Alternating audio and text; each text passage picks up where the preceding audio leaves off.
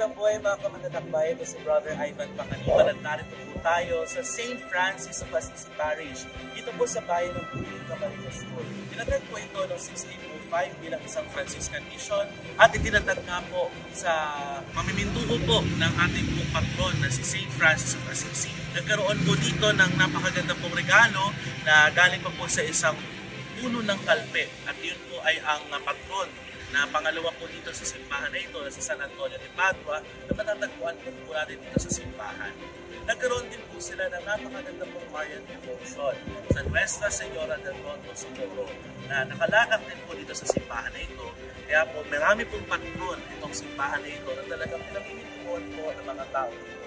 Kaya tara po, pumunta po tayo dito sa parokya ng Manalangin tayo.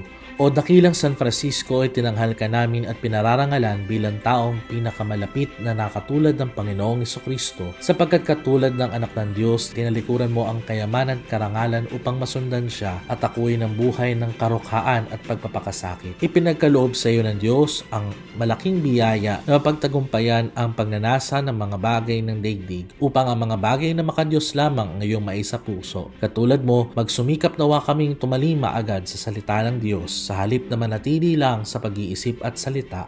Amen.